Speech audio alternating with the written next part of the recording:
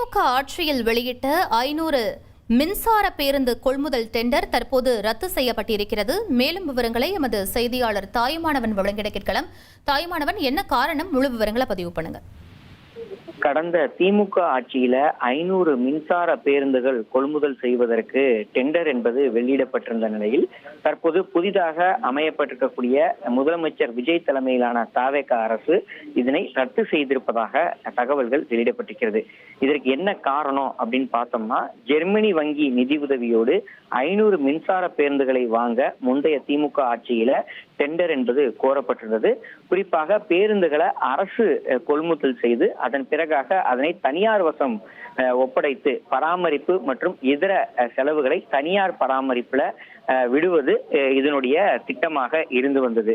இப்படிப்பட்ட நிலையில தான் டெண்டர்கள் நிதி இழப்பை ஏற்படுத்தக்கூடிய வகையில கண்டறியப்பட்டதாக கூறி டெண்டர்களை ரத்து செய்யப்பட்டிருப்பதாக தகவல்களை தற்போது போக்குவரத்துறை வெளியிட்டிருக்கிறாங்க.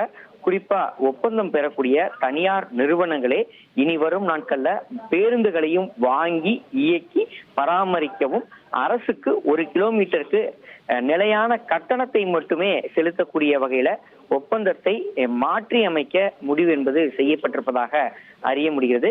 முந்தைய ஆட்சி காலத்துல பேருந்துகளை அரசு கொள்முதல் செய்யும், தொடர்ந்து தனியார் பங்களிப்போடு தனியார் பராமரிப்புல தனியார் செலவுகள்ல தொடர்ச்சியா அந்த பேருந்துகள் என்பது இயக்கப்பட்டு வந்தது.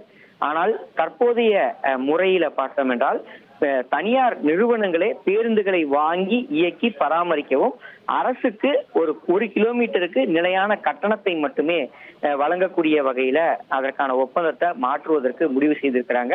அது மட்டும் இல்லாம அரசு எவ்வளவு கட்டணம் நிர்ணயம் செய்கிறதோ அந்த கட்டணம் பேருந்துகளுக்கான பயணிகளிடம் வசூலிக்க வேண்டும் என்பதும் அதனுடைய விதிமுறைகளாக இருக்கிறது.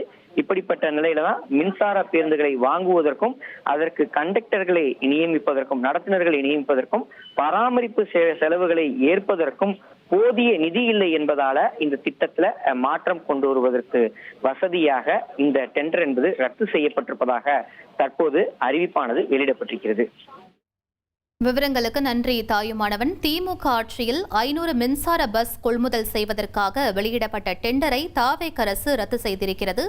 அது தொடர்பான முக்கிய செய்தியை நாம் பார்த்தோம்.